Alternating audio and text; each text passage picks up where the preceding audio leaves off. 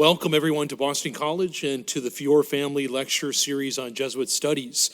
I'm Father Casey Beaumire. I serve as Vice President and Secretary of the University, and I direct the Institute for Advanced Jesuit Studies. On behalf of my colleagues, I wish to warmly welcome each of you to this evening's lecture.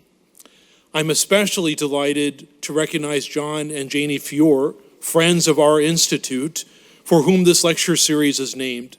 John is a 1968 graduate of the Morrissey College of Arts and Sciences and a proud BC parent from the class of 2002. Tonight is the first time since 2018 that John and Janie have been able to join us because they were on travels in 2019. And as you know, we were not able to offer this lecture for the past 2 years because of COVID. I know from a brief chat with John before the 2019 lecture that for both John and Janie, they have a deep passion for this series, and I wish to publicly recognize their marvelous generosity to our Institute and to Boston College. Would you join me in showing our appreciation?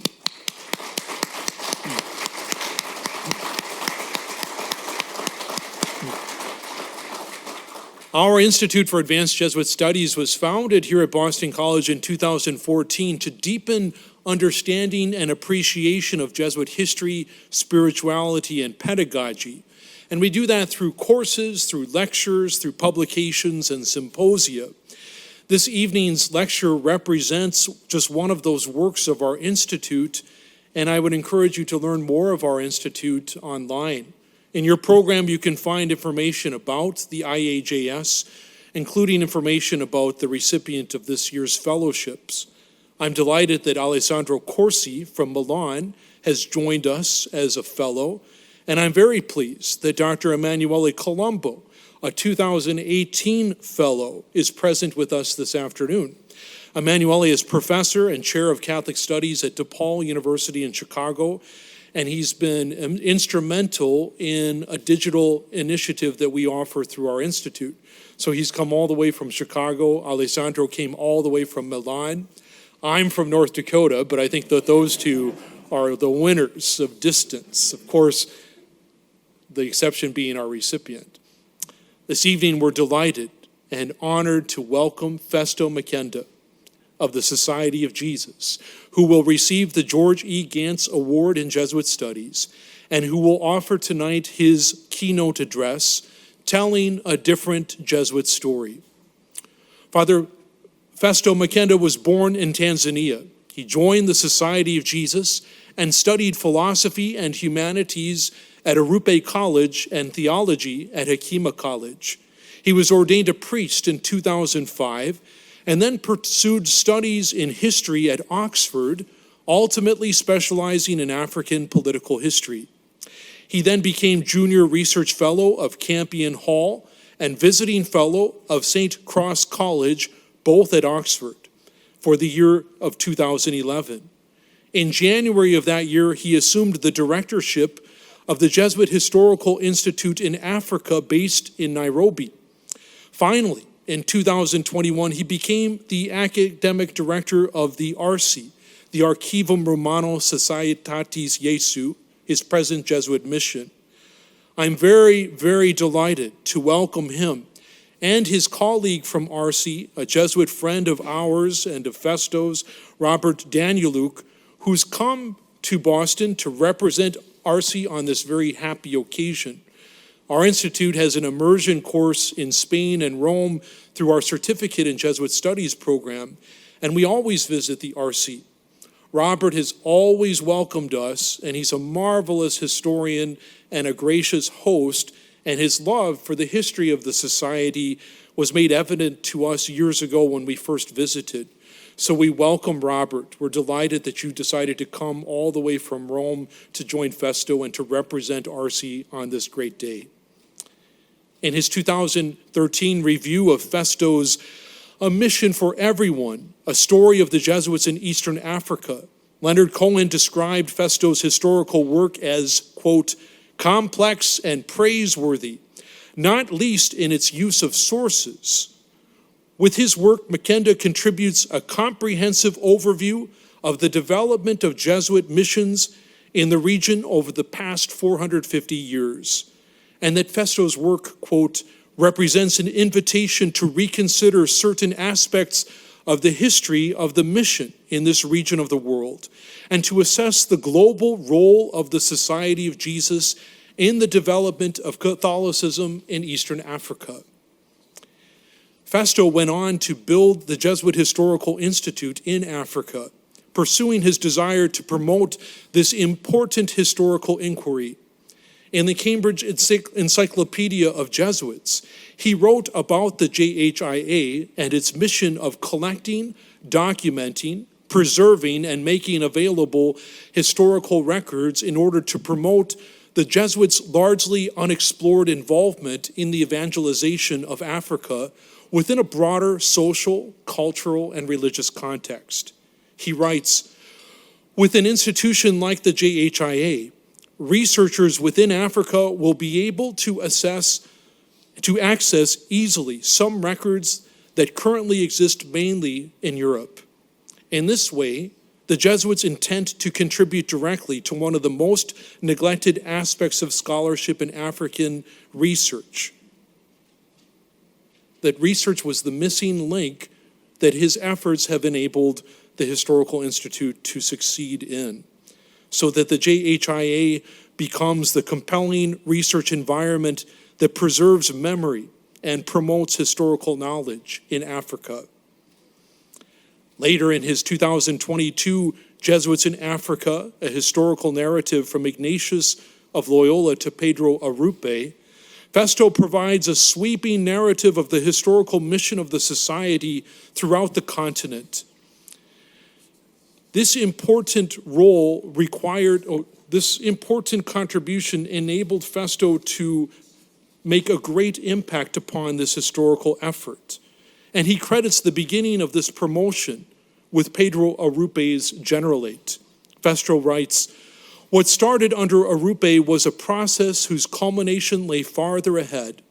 Now, merely 38 years since Arrupe's term of office ended, it can be said that the process he initiated is irreversible, not least because its progress is directed by realities on the continent and by Africans themselves.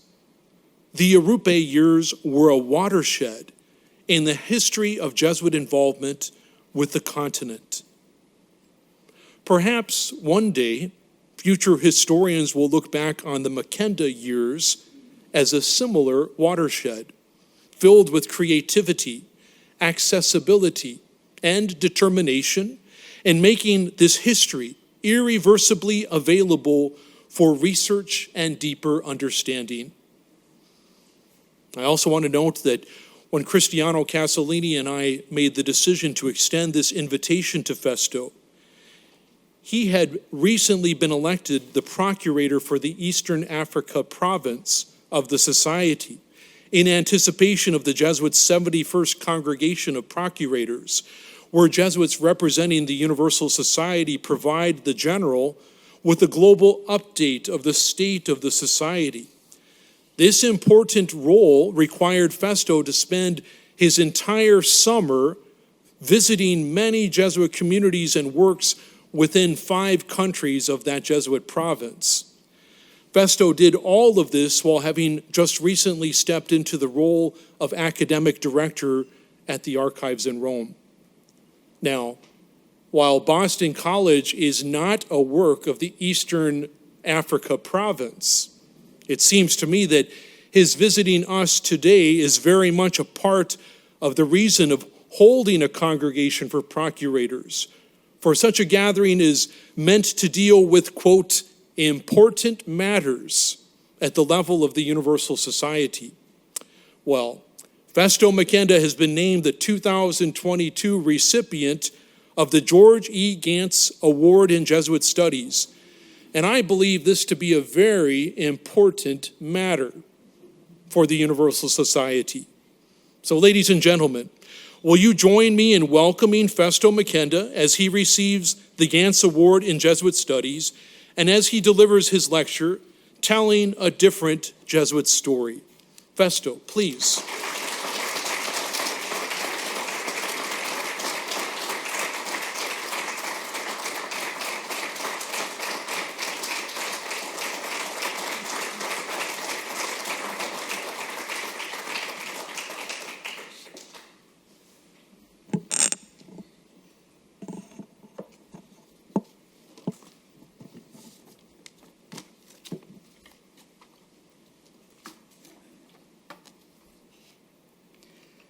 Thank you so much, Father Casey Bomier, for such a wonderful introduction. As you spoke, I had to pinch myself to make sure that I was still the same person that you talked about. And thank you, everyone, for being here tonight.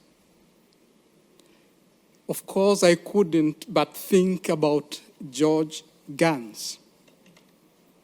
And the mention of George Ganss makes me recall moments I spent with one of the most outstanding Jesuit historians of the United States, the great storyteller, Father John Padberg.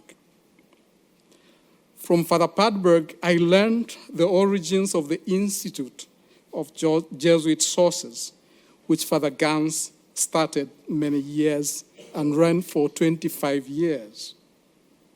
I understand that Padberg took over the Institute and also directed it for another 25 years.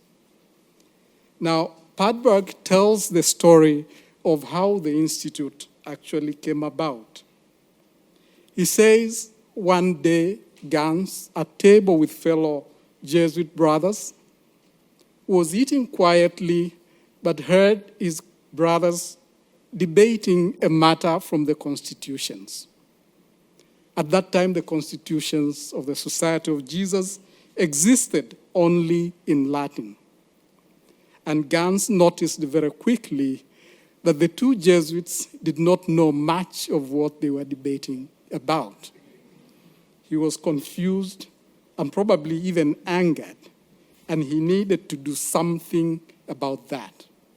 And that something for him was that the constitutions needed to be available to those who are expected to live them in a language that they understood. And so George Ganss got down to work. And I, as a novice, I studied the constitutions in English because of that table argument. A few years ago, I met another Jesuit who was probably confused as well or even angered about situations, this time not about the constitutions of the Society of Jesus, but about Jesuit history in general. And this was Father Adolfo Nicolas. Father Adolfo Nicolas, that's the immediate former Jesuit General Superior. In the year 2010, he decided that he was going to reorganize the archives of the society in Rome. And at that time, he also wanted to support the establishment of centers for the study of Jesuit history away from Rome. And he specifically wanted to support one in Africa and in Asia. I quote, "While encouraging all the conferences to consider establishing local historical institutes, I want the reorganized RC to give special emphasis to assisting the formation of 2 new historical centers that will promote the study of the history of the society and of the church in Africa and Asia," end of quote. Nicolas believed that when that history is studied from an African perspective or an Asian perspective, that history will look different. That history will read different. And for him, it was important that the historians are not called to Rome to study African history, but they will be directed to Africa to study African history in context. And because of that, then the Historical Institute in Nairobi came about. Nicolas's concerns were expressed in anticipation of the 2014 events that marked 200 years since the restoration of the society.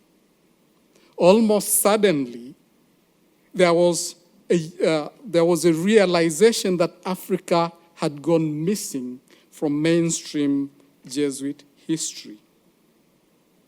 And given the context of the time, there was a genuine interest to find out what happened in Africa before the suppression. This is exactly the African lacuna that in mainstream history that I will be referring to in my lecture. This lacuna would not be so surprising if the society was completely absent from the continent of Africa during the early centuries of its existence. On the contrary, multiple locations in Africa received Jesuits during the life of St. Ignatius.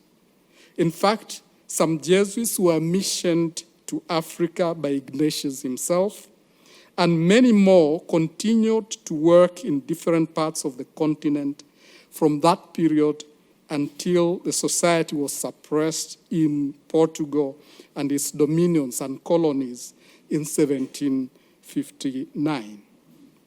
More specifically, and to mention just the main centers, Jesuits worked in the old Congo Kingdom, which included parts of today's Democratic Republic of the Congo and Angola from 1548 until the society was suppressed. They were also in Mozambique during all that time, except that in Mozambique they were more intermittent. They were not consistent. They moved in and out several times. They were also in Ethiopia from 1555 all the way to 1632, with one small interruption that lasted 8 years. The Jesuits also worked in the island of Cape Verde in West Africa and in some parts of mainland West Africa, and these missions lasted from 1604 to 1642. So because of all these Jesuit engagements in Africa, we can safely say that from 1548 all the way to 1759, when the society suppressed in Portugal, there was no period when the continent of Africa was entirely without Jesuits. When considered together, these missions amounted to more than 2 centuries of continuous Jesuit presence on African soil. These 2 centuries of Jesuit history in Africa were almost entirely missing from mainstream Jesuit historiography as we began the 21st century. I say almost because of a few exceptions that I will highlight a little later. For now, I want to spend some time justifying this claim. First, although several chapters in the Cambridge Companion to the Jesuits that appeared in 2008 made some references to Africa, the volume fell short of dedicating a complete chapter to the entire Jesuit experience in Africa over the centuries, or at least to any particular Jesuit experience in Africa, as it did for so many other places. Its last 2 chapters, respectively titled Jesuit Theological Discourse since Vatican II and Jesuits Today, pay notable attention to Africa after the Restoration, and more specifically after World War II. However, for all practical purposes, the 2 centuries of pre-suppression history in Africa may as well have never happened. Second, the omission of the Cambridge Companion was in fact a continuation of a long tradition in Jesuit history. In the close to 1,000 pages that make up his 1921 volume, The Jesuits, a history of the Society of Jesus from its foundation to the present time, Thomas J. Campbell dedicated a single paragraph of about 200 words to explain away the pre-separation African missions. Every other reference to these missions is tangential to something else, often with little relevance to Africa. Third, a slight improvement is manifested in a 500-page volume by Martin P. Harney.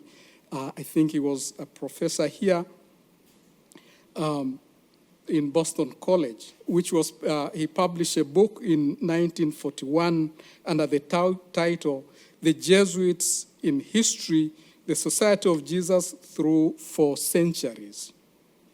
The volume commemorated the 400th anniversary of the Society. In it, the 2 centuries of pre-separation history in Africa are dealt with in 2 paragraphs, together amounting to about 350 words. Fourth, and probably more puzzling, is the absence of Africa from the 157 volumes of Monumenta Historica Societatis Jesu, the series of critically edited original documents related to the origins and early years of the society, including those that came from the missions, from mission territories.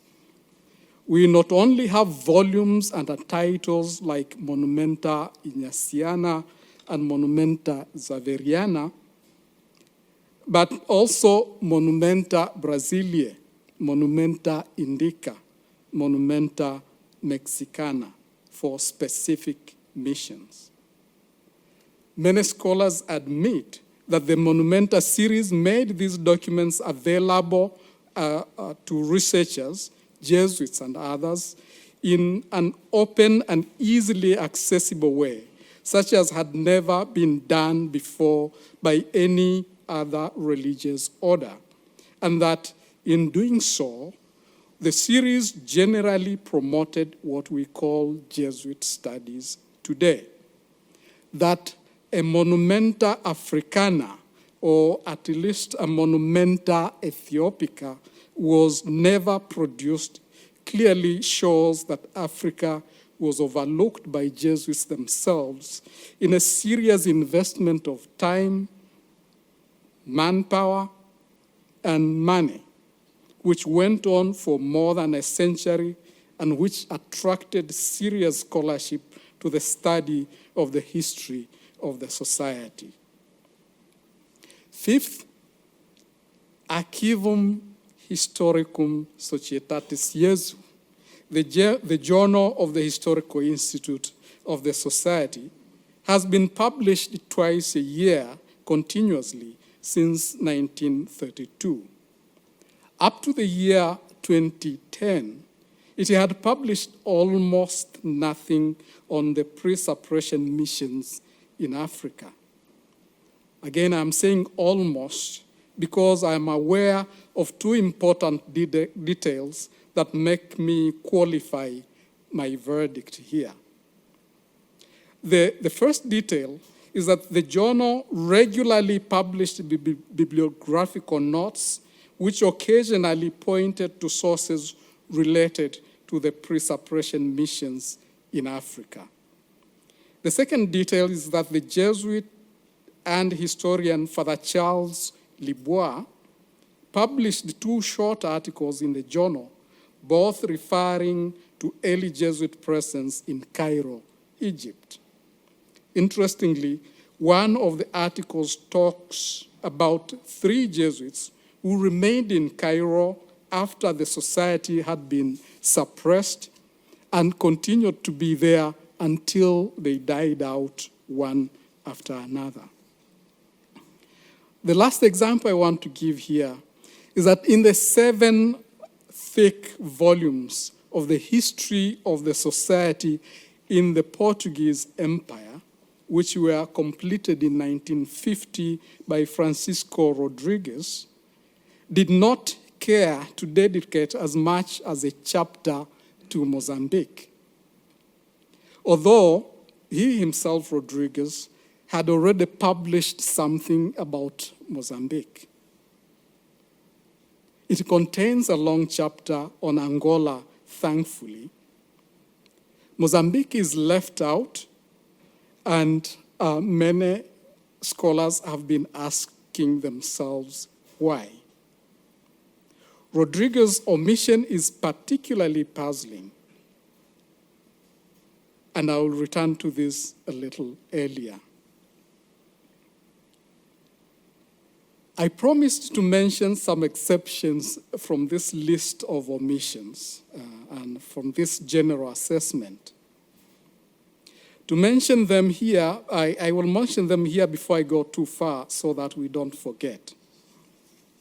To my knowledge, the most significant exception are the 15 volumes of documents from or related to early Jesuit missions to Ethiopia, which were compiled by Camillo Beccari and published in Rome between 1903 and 1917. Beccari's volumes have allowed scholars to work on the early missions to Ethiopia more consistently, making Ethiopia a modicum of an exception in the African lacuna. A less known but important book by Girma Besham and Merid Wolde Aregai appeared in 1963 under the title The Question of the Union of the Churches in Luso-Ethiopian Relations, 1500 to 1632. This book challenged for the first time a dominant view among Jesuits especially that the Ethiopian missions collapsed because of the intransigence of its leader, Bishop Alfonso Mendes. Instead, the book showed that the newly established Congregation for the Propagation of the Faith, established in 1622, controlled the mission in Ethiopia very tightly and dictated details of what Mendes could and could not do in Ethiopia. For example, and I have verified this in the sources, as late as 1637, after Mendes had actually left Ethiopia, the congregation was still writing to him and strongly reminding him that, quote, not to tolerate circumcision among the Abyssinians under whatever pretext it might be carried out, end of quote. And so Mendes didn't have much leeway in Ethiopia. Another important book in Portuguese by Jesuit Father Antonio da Silva appeared in 1967. In the 2 volumes of this book, Father da Silva analyzed the missiological mentality of the Jesuits in Mozambique before 1759.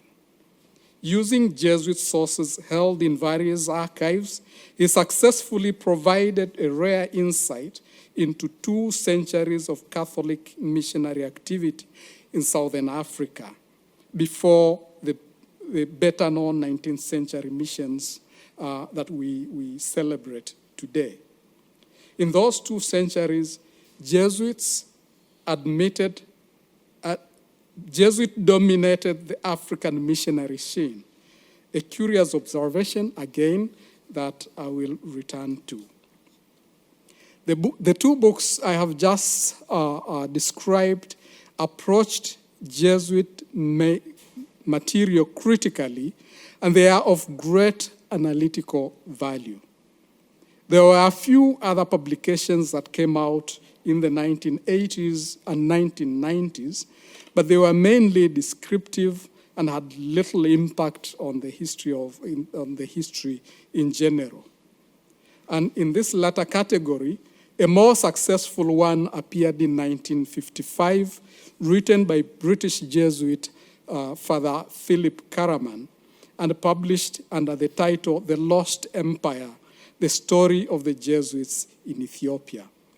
This book caught the attention of many. It was quickly translated into French, and it reignited interest in the early Ethiopian missions. At this point, I want to shift from describing what I have called an African lacuna in mainstream Jesuit history to proposing three, what I consider reasonable explanations for it. My proposed explanations are based on the many understandings that it is the task, on my understanding that it is the task of historians to look at the present state of affairs and find reasonable explanations for it based on the past, and always with the intention of supplying accurate and necessary information for the betterment of the future. As Jesuit Father Mark Lewis, the current rector of the Gregorian University in Rome, said in a recent interview, history really wants to explore the context of decisions and actions. And that gives us an insight into what we do and what we do in the present. End of quote. Highlighting the African lacuna in Jesuit history seems to me to be the first step towards understanding what was in order to improve on what is, for a better shall be.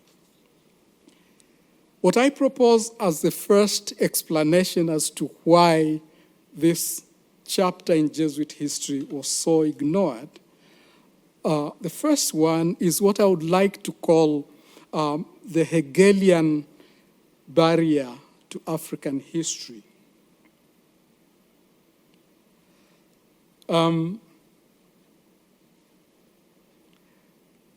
During the period we are talking about, we were still recovering from the blow that the philosopher George Wilhelm Friedrich Hegel dealt the continent of Africa when he called on scholars to ignore it. Having described what he understood Africa to have been, Hegel, in his philosophy of history, concluded, and I quote, "At this point, we leave Africa, not to mention it again, for it is no historical part of the world. It has no movement or development to exhibit," end of quote. Earlier in the text, Hegel argues that, and I quote, "Africa proper, as far as history goes back, has remained for all purposes of connection with the rest of the world shut up. It is the gold land impressed within itself, the land of childhood, which, lying beyond the day of self-conscious history, is enveloped in the dark mantle of night," end of quote. Although Hegel's general premises and explanations were longer and more nuanced than these crude conclusions about Africa, many historians in the 19th and early 20th century, including Jesuits and those who studied Jesuits, appeared to have taken Hegel's advice very seriously. This historical bias would be overcome only after the Second World War, especially after new post-colonial approaches to history had been refined and skills had been developed to recover history from oral traditions and material culture not simply from written documents. In a way, we can say that if Adolfo Nicolas thought a Jesuit history told from the perspective of the global South would look differently, it is because he understood that that history would be put through the crucible of these new approaches. Just history in Africa would finally jump across the Hegelian barrier. I mean, Jesuit history in Africa would finally jump across the Hegelian barrier. The second explanation I can give for this lacuna is the argument that there are simply no sources. The biggest obstacle African history in general had to overcome in earlier days was the argument that there were simply no sources. In this case, sources meant written documents and nothing else. As I already mentioned above, historians of Africa had to sharpen their skills to recover valuable historical details from other sources, including linguistics, oral tradition, archaeology, and all kinds of material culture. For example, the French Jesuit priest and linguist Jules Torrent, who was one of the pioneer missionaries in what is Zambia today, has been credited with postulating a double migration of the Bantu-speaking peoples across the African continent. Torrent arrived at this theory by means of comparative linguistics. The same theory is now confirmed by the finest genetic science that we have. What I wish to communicate by this example is something that I know I always have a rough time convincing my students, that there are sources for history beyond written documents.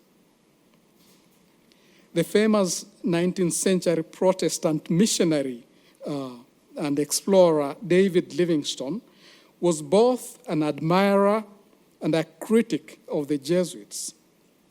Livingstone toured territories in Central and Southern Africa where Jesuits worked for almost 2 centuries, but had left close to a century before his arrival.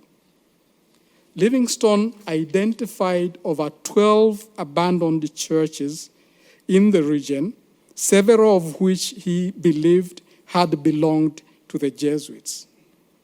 When he visited one place called Ambaka, a place he described as, quote, an important place in former times, but now a mere paltry village, end of quote, he discovered that the Jesuits were still fondly remembered generations of villagers who had not even met them. Livingstone was particularly surprised that the villagers could read and write.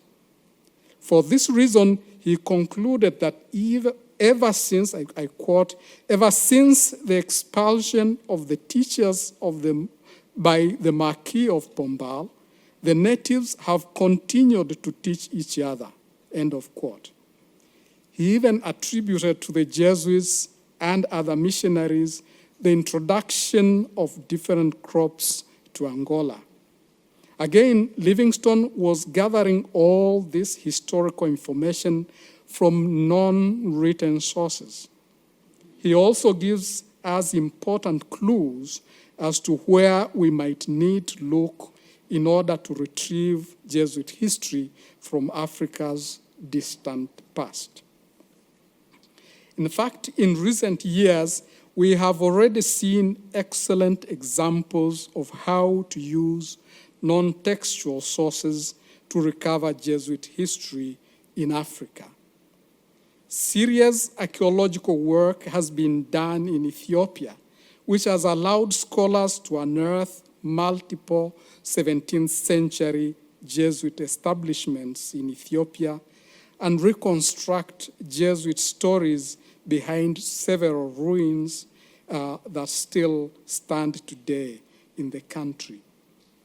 A doctoral dissertation was submitted to Princeton University in 2016, bearing the title, Building Faith, Ethiopia, Art and Architecture.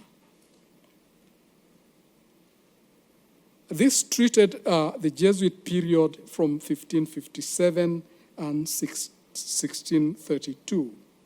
In it, the author challenges, quote, assumptions about unidirectional Afro-European cultural exchanges, end of quote, and successfully manifests, quote, the effects of an African culture on Europeans in the early modern period, and how Africans chose, sometimes reused, adapted elements of European culture, end of quote.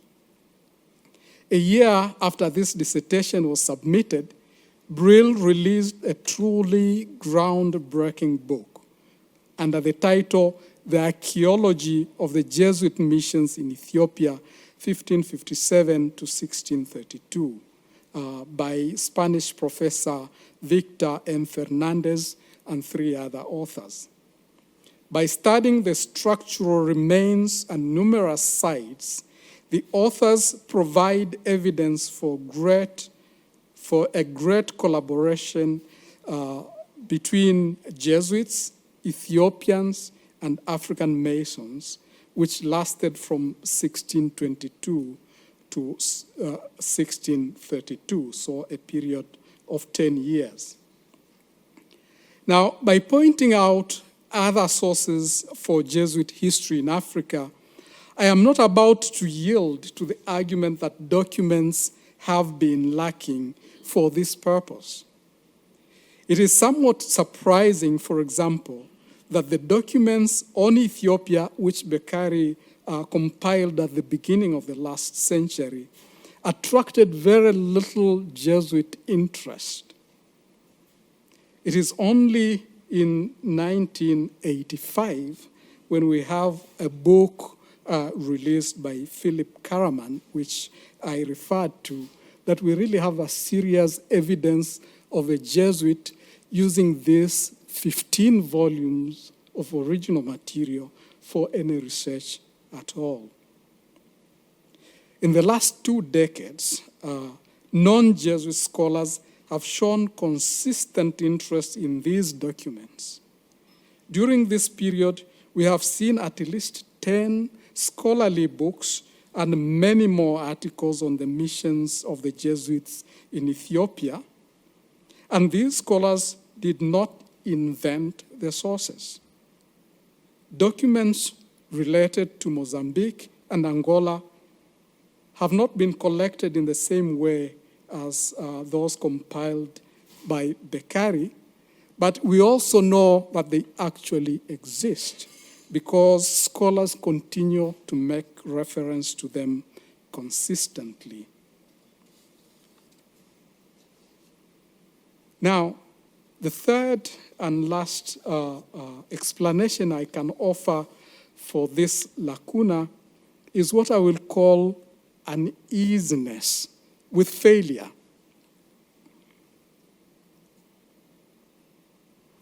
The African missions in the pre-suppression period were not necessarily great success stories. And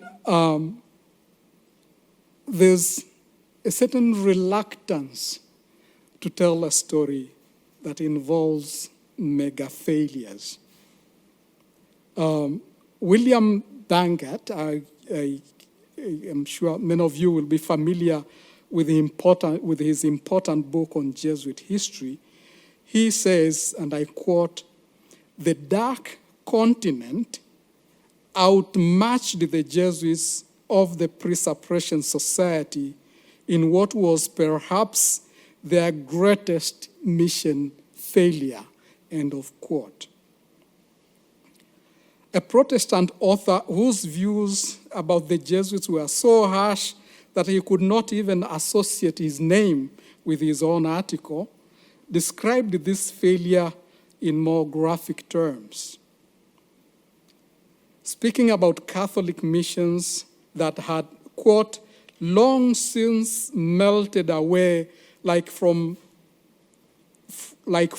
upon the waters, end of quote, whose very existence, quote, is unknown except to curious inquirers into the records of the past, end of quote. The author mentions Africa as a place that, quote, teems with instances of such desolation among what are said once to have been flourishing Romish missions, end of quote. But even here, the author says, and I quote, there has been a complete and utter disappearance of them. They have passed away and have not left a rack behind to intimate that they once had a being, end of quote. Such, at least some people believe, was Jesuit failure in Africa. The temptation to ignore, overlook, or even cover up serious institutional failures in history is always great. In fact, and I promise I will mention this again, some scholars have viewed Francisco Rodriguez's apparent deliberate omission of Mozambique in his collections as exactly that, avoiding a difficult chapter. Now, I do not think it is enough for historians simply to admit failure, important though that kind of admission is. More than admitting, I think historians must also bear the burden of providing rational explanations for historical failures. David Livingstone, again, who, as I said earlier, greatly admired the Jesuits, found himself wondering, and I quote, since the early missionaries were not wanting in either wisdom or enterprise, it would be interesting to know the exact cause of their failing to perpetuate their faith, end of quote. Explaining this failure in Africa is important not only for Jesuit history, but especially for understanding the history of Christianity on the African continent. Most often we hear about early Christianity in North Africa, which thrived until the 5th century. Then we quickly jump to the 19th century when missionaries again go to Africa and soon accompanied by the colonial enterprise. This latter is the kind of Christianity we celebrate in Africa today. However, we hear very little or nothing at all about Christian efforts in Africa in the middle period before the 19th century. And the Jesuits were absolutely dominant in Africa during this period, even though there were some other players as well, the Dominicans, the Franciscans, the Augustinians, and some other minority groups. It follows, therefore, that the question why Catholicism failed in tropical Africa between the 16th and 18th century is almost synonymous with the question, why did the Jesuits fail in Africa between the 16th and 18th century? I think we owe Africa and the Catholic Church an appropriate response to these important questions. As a way of concluding my lecture tonight, I would like to propose 3 points as an attempt to respond. The first, and probably the easiest, is that understanding the pre-suppression Jesuit missions in Africa is actually critical, is actually important. It's actually probably almost the only way we can explain this Catholic failure in the middle centuries. The second, slightly more complex, is that the answer will not be anything like what tradition has always provided thus far, that Africans could not give up polygamy, that Africans were too steeped into witchcraft and other superstitions, that the climate was too hostile for European missionaries, and that Islam was too strong a competitor against Christianity in Africa. These arguments amount to blaming the soil for a poor harvest. The third point is that from the little I have learned from the few Jesuit sources I have looked into, the failure was not one of poor soil, but of poor sowing. And I think when further research is conducted, we shall probably arrive at a point where that failure can be explained by the following 6 factors. 1, that the missionaries, by depending so heavily on Portugal, were in fact riding on a wrong back.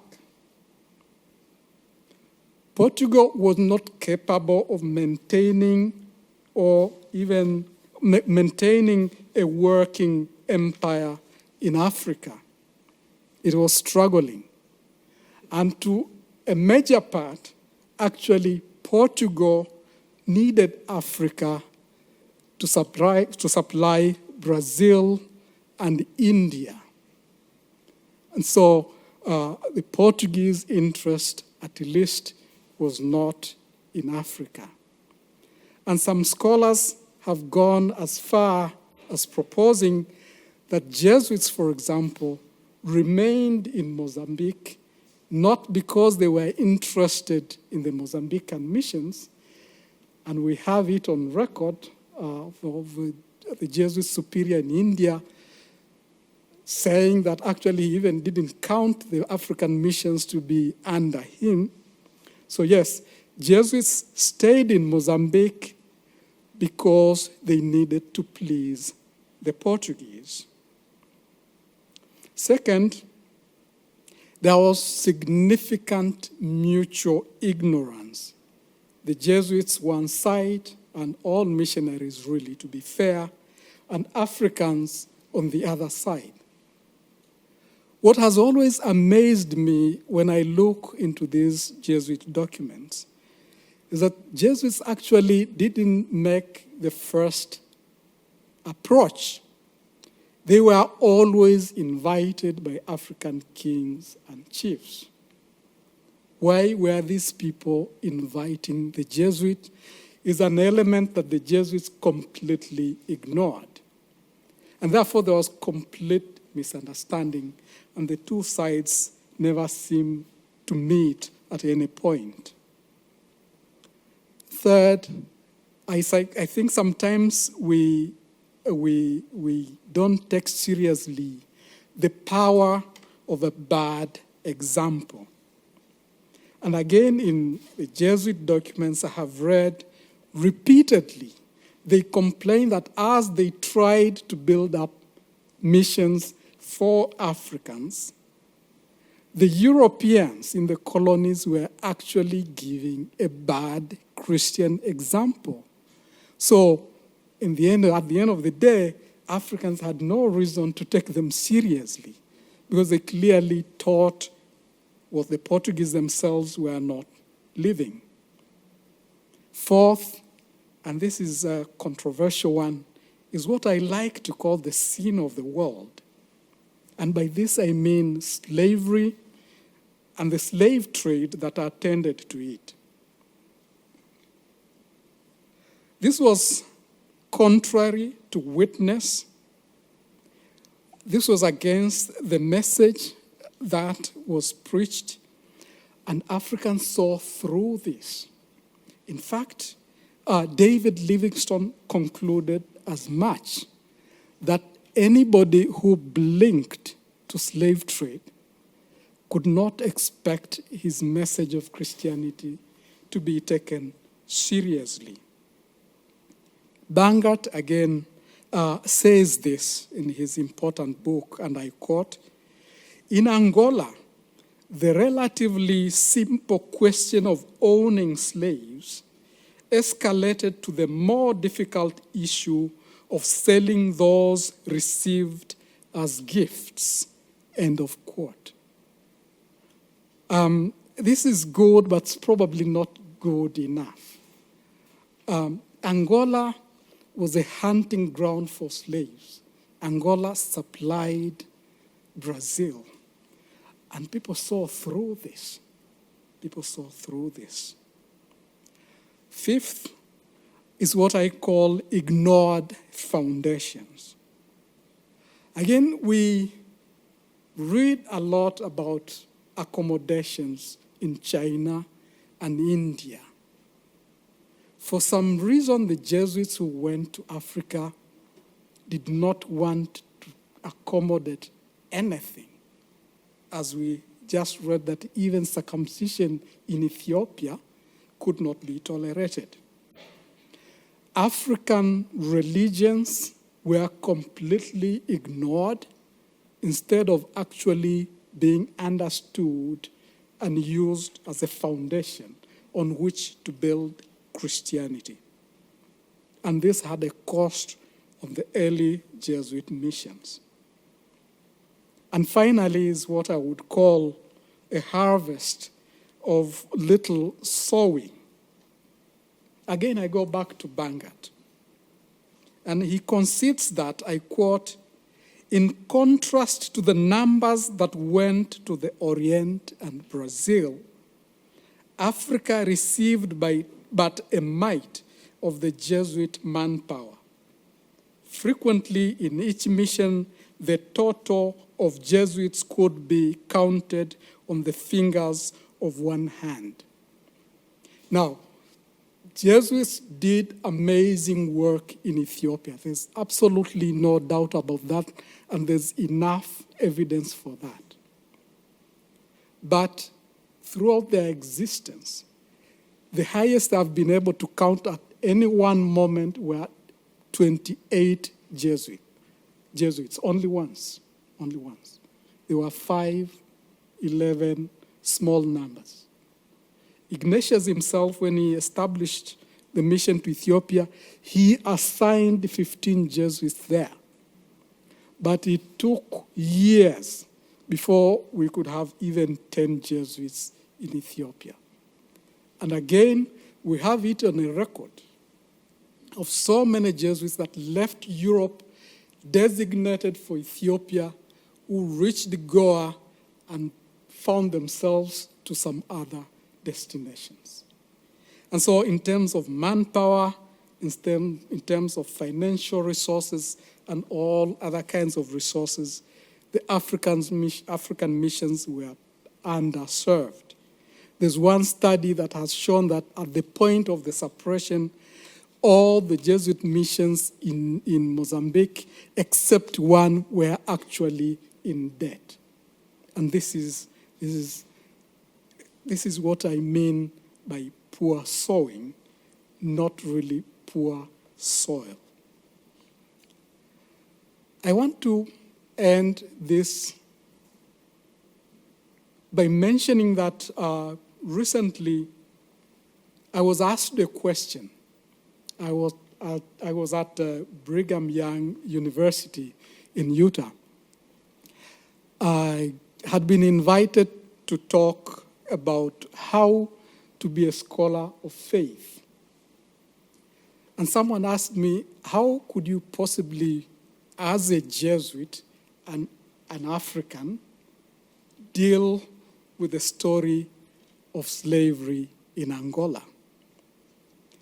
And my response was that it is a question of being completely honest with the sources. After leaving Utah, I have since learned even more.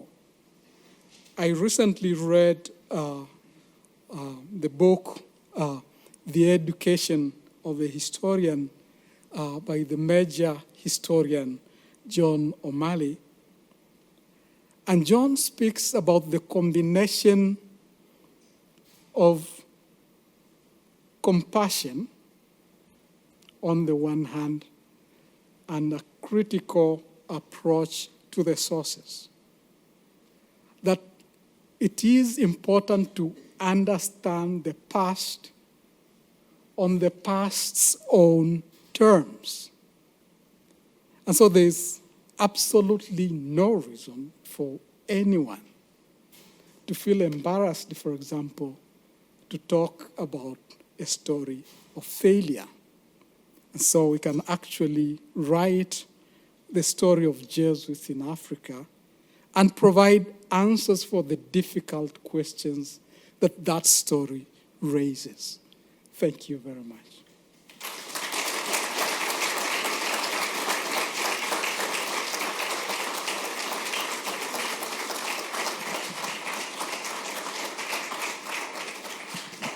We're at the top of the hour, and I just want to have a moment for maybe one or two questions from the audience. Anybody wish to ask a question of Father Festo? Please, and I'll give you the microphone.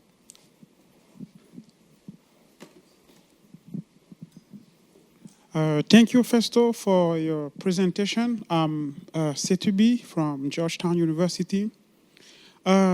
I know in one of your documents you talked about the exchange some African countries had with European nations. Like in the old Congo, you would have ambassadors from the Holy See, or at least Italy, in Congo during that period, and vice versa, which means they were sharing some diplomatic, or at least having diplomatic ties.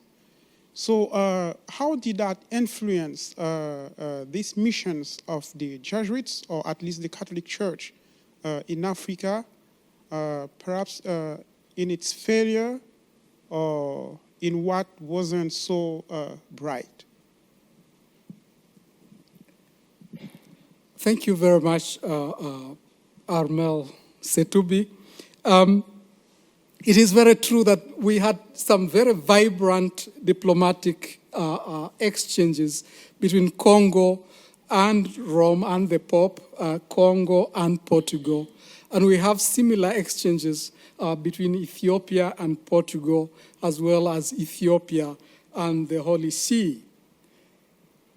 But again, this is not me, but some scholars who have studied some of these cases have suggested that, for example, Congo was already a Christian kingdom, a Catholic kingdom, before the Jesuits arrived there. And Jesuits go to Congo because they were invited by Congolese kings.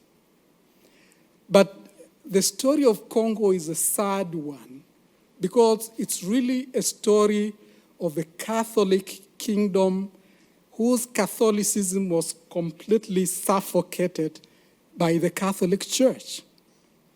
Because the Catholic Church never allowed Congolese to be ordained to ministry. And so throughout its existence, Congo had to depend on priests from Portugal and other countries. And that made it very difficult until eventually that Catholicism died out. In Ethiopia, the story is slightly different. Again, vibrant diplomatic exchanges, and Jesuits go to Ethiopia because of those diplomatic exchanges. But then the story there is one where the question of accommodation was difficult for Jesuits. There was a small window where that was done, but it died out very quickly. And again, the Ethiopian story is different because Jesuits were going to a Christian kingdom with the intention of converting that kingdom to Catholicism. Ethiopians had always followed a version of Orthodoxy, but they were to be converted to Catholicism, and that made a very difficult story. Ethiopians were not willing to give up their Christian tradition.